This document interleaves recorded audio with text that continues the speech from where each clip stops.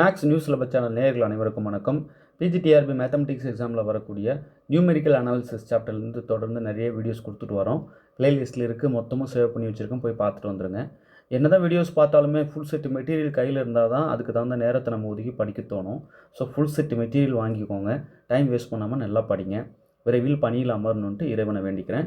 உங்களுக்கு full set material வேணும் அப்படின்னா 7358591547 இந்த நம்பர் காண்டாக்ட் பண்ணுங்கள். நியூ சிலபஸ் படி அரேஞ்ச் பண்ண மெட்டீரியல் வெளியில் கிடைக்குதுன்ட்டு யாராவது கொடுக்குறாங்கன்ட்டு வாங்கினாலும் ரிஸ்க் ஆகிடும். என்ன ரீசன்னா, எல்லாமே அந்த சிலபஸ் படி அடுக்கி இருக்கணும் முதல்ல, இல்லையா? சிலபஸ் படி எது தேவையில்லைன்னு பழைய டிஆர்பியில் இருந்ததையும் நீக்கியும் இருக்காங்க. ஸோ தேவையில்லாததையும் நம்ம எடுக்கணும் சிலபஸ் கண்டென்ட்டில் இருந்து.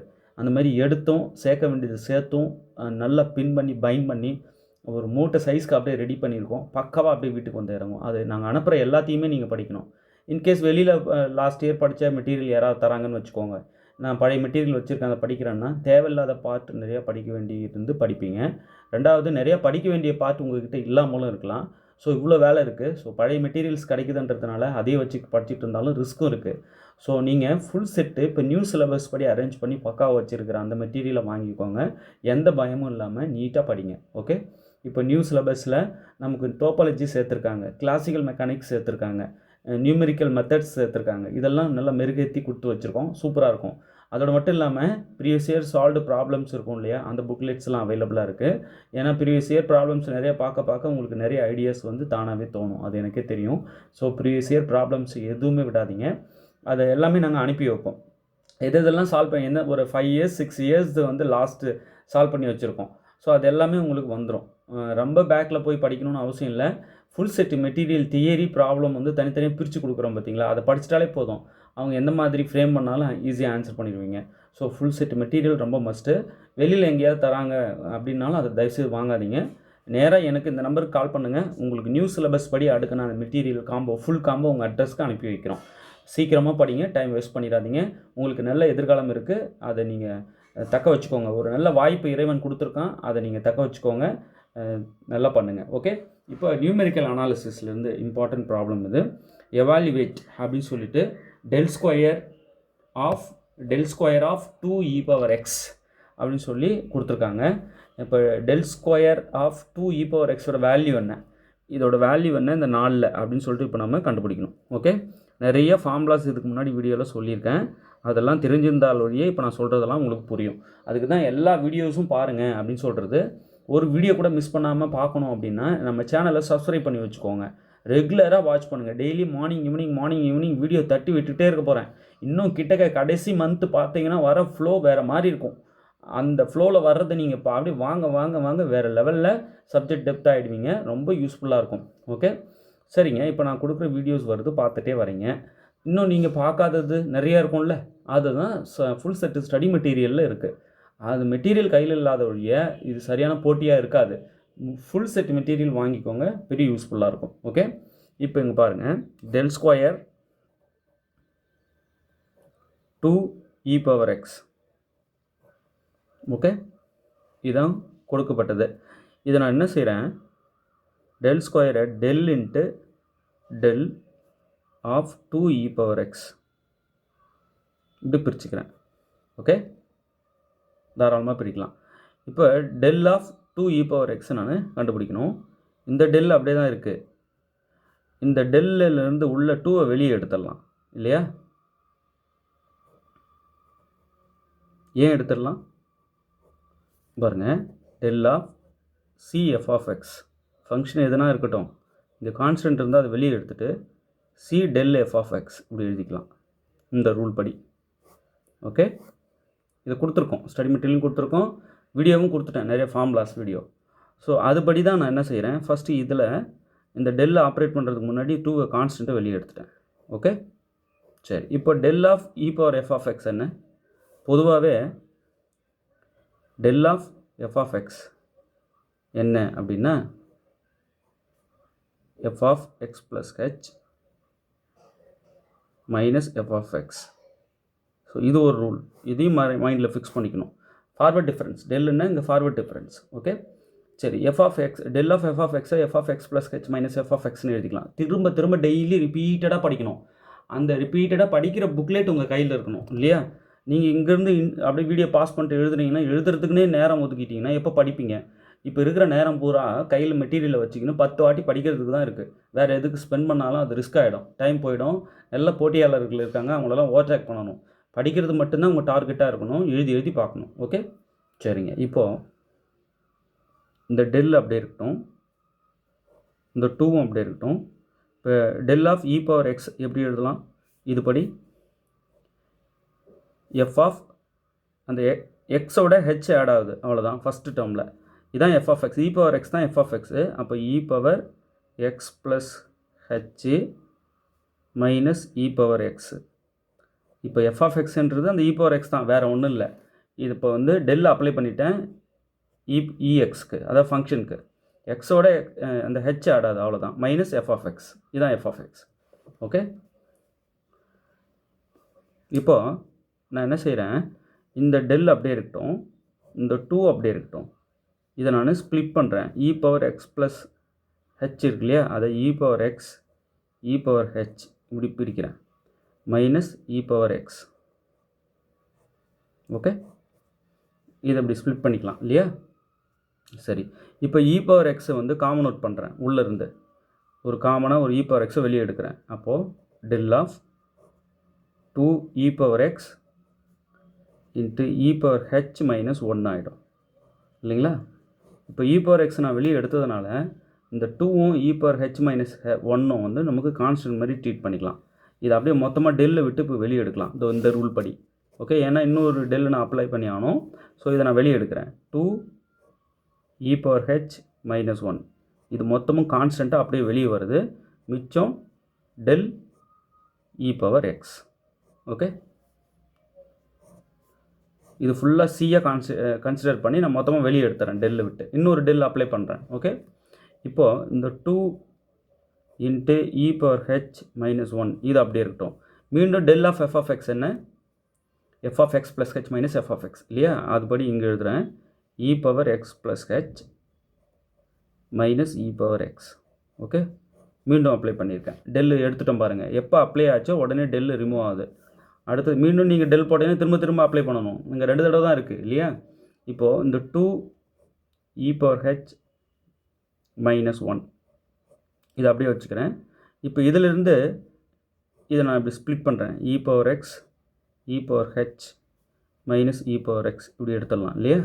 இப்போ மீண்டும் இ பவர் எக்ஸ் காமன் அவுட் பண்ணிட்டேன் அப்படின்னா 2 இ பவர் ஹெச் மைனஸ் 1 இல்லை இ பவர் எக்ஸ் வெளியே எடுத்துட்டோம் அப்படின்னா இ பவர் ஹெச் மைனஸ் 1 எடுத்த இ பவர் எக்ஸை இப்படி வெளியே இப்படி பக்கத்தில் வச்சுக்கிறேன்.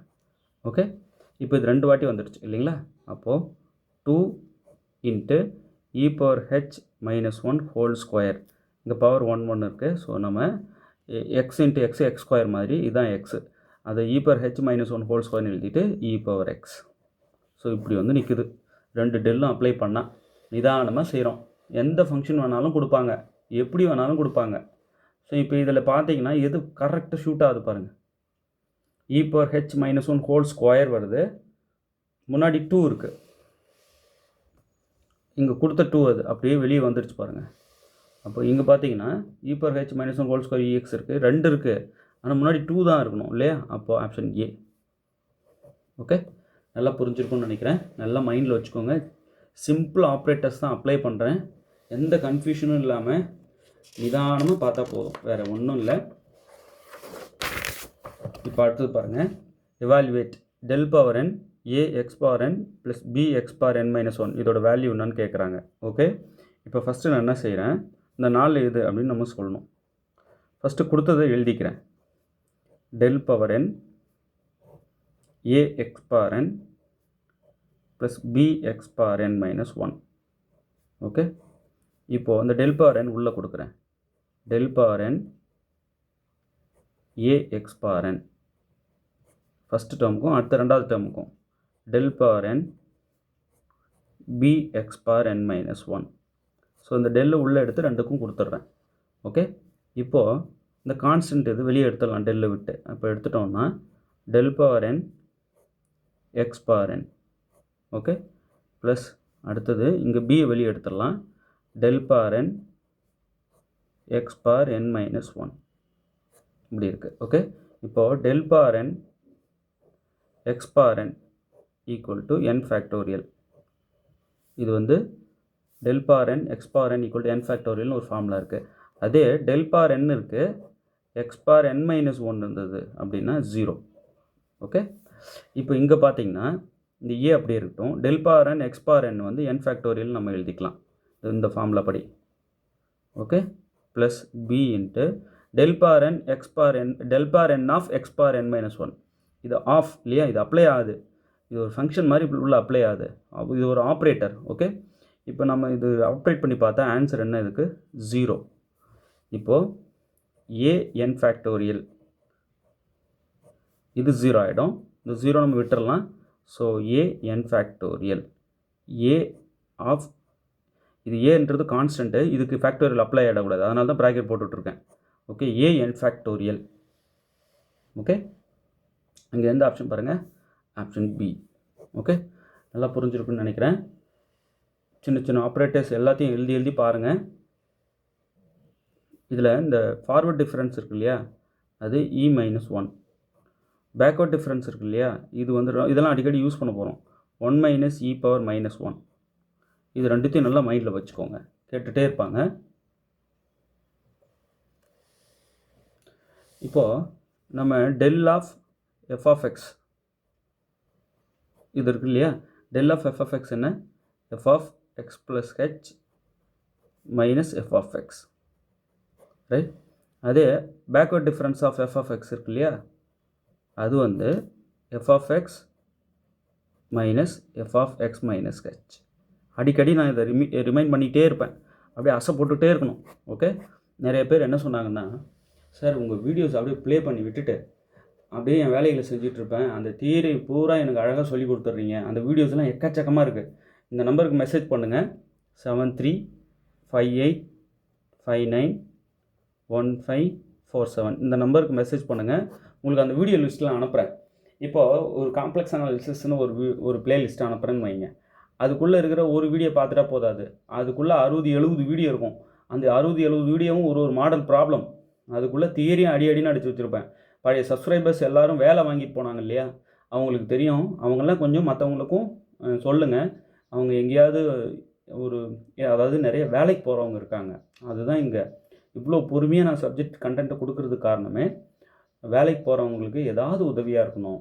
குடும்ப சுமையை சுமக்கிறவங்க, ஹவுஸ் ஒய்ஃபாகவும் இருப்பாங்க, நிறையா விவசாய வேலைகளை செய்கிற ஃப்ரெண்ட்ஸுங்க இருக்காங்க, அவங்கெல்லாம் காண்டாக்ட் பண்ணுறாங்க. கொத்தனார் வேலைக்கு போகிறவங்க, இவங்கெல்லாம் என்கிட்ட பேசுகிறாங்க. அவங்கெல்லாம் வந்து சொல்கிற கதையை கேட்டால் முடியல, அது கதைன்னு சொல்ல முடியாது, ஒரு நிஜம். அது அவ்வளோ வழிகளை வந்து வாங்கிட்டு அவங்க ஒர்க் பண்ணிக்கிட்டே படிக்கணுன்ற உணர்வு வச்சுக்கிட்டு இருக்காங்க. அப்போ அவங்களுக்கு ஏதாவது செய்யணும் இல்லையா, அந்த உணர்வில் தான் தொடர்ந்து வீடியோஸை பார்த்து நிதானமாக கொடுத்துட்டு வரேன். இப்போ ரெகுலர் ஸ்டூடெண்ட் இருக்காங்கன்னா, ரெகுலராக போய் படித்தவங்களுக்கு கரண்ட்டில் இருப்பாங்க. அவங்க நீங்கள் கொஷினை கொடுங்க ஆன்சர் சொல்கிறான்னுவாங்க. ஆனால் படித்து முடிச்சுட்டு வேலைக்கு போயிட்டு ஃபேமிலியை பார்த்துட்டு இருக்கிறவங்களுக்கு எந்த ஒரு சப்ஜெக்ட்டு, அதுவும் கரஸ்பாண்டன்ஸில் வேறு படிச்சிருக்காங்க, வீட்டிலேருந்தே படித்தேன் சார், ரெகுலர் இல்லை நானுன்னு சொல்கிறாங்க. இப்போ இவங்களெல்லாம் காப்பாற்றணுன்னா நிச்சயமாக நம்ம ஏதாவது செய்யணும்னு தோணுச்சு. அப்படி தோணிகிட்டே இருக்கும்போது தான் வீடியோஸ் எடுத்து நம்ம அனுப்பி விட்டுருவோமே, அவங்க பார்த்துக்கிட்டோம் ஃப்ரீ டைமில் அப்படின்னு தோணுனது. அதுதான் இப்போ தொடர்ந்து செஞ்சுக்கிட்டே வரோம். இதை விட பெரிய சப்போர்ட் உங்களுக்கு ஸ்டடி மெட்டீரியல் இருக்கும், அதை என்னால் உறுதியாக சொல்ல முடியும். அதை நீங்கள் வாங்கி நல்லா படிங்க. எப்போல்லாம் நேரம் கிடைக்குதோ அந்த மெட்டீரியல் கையில் எடுத்துக்கோங்க. திருப்பி ஒரு 10 வாட்டி ரிவைஸ் பண்ணுங்கள், எழுதி பாருங்கள். நல்லா வீடியோஸ், சார் எங்களுக்கு வீடியோஸு சூப்பராக புரியுது, அது போதும்னு நினைக்கிறீங்க, அது பத்தாது. புரியுது, இல்லைன்னு சொல்லலை, பத்தாது. நீங்கள் இன்னும் நிறைய வாங்க வேண்டியிருக்கு. அதுதான் ஸ்டடி மெட்டீரியல் சொல்கிறேன். ஸ்டடி மெட்டீரியல் வாங்கிக்கோங்க. டெஸ்ட் பேட்ச் வந்து ஃபுல் செட்டு ஸ்டடி மெட்டீரியல் வாங்கிக்கிட்டிங்கன்னா உங்களுக்கு test batch daily morning evening ஃப்ரீயாக கொடுக்க சொல்லியிருக்கேன். எக்ஸாம் டேட் வரைக்கும் உங்களுக்கு கொஸ்டின்ஸ் கொடுத்துக்கிட்டே இருப்பாங்க. ஸோ ஃபுல் செட்டு மெட்டீரியல் வாங்கிட்டு டெஸ்ட் பேட்ச் கொஸ்டின்ஸை வாங்கி ஃபேஸ் பண்ணுங்கள். தினமும் உங்களுக்கு வாட்ஸ்அப்பில் சென்ட் பண்ணிக்கிட்டே இருப்பாங்க, பெரிய யூஸ்ஃபுல்லாக இருக்கும். ஓகே, நல்லா ப்ராக்டிஸ் பண்ணிக்கோங்க. தொடர்ந்து நம்ம வீடியோஸ் பார்த்துட்டே வாங்க. தேர்வில் வெற்றி பெற வாழ்த்துக்கள். தேங்க்யூ.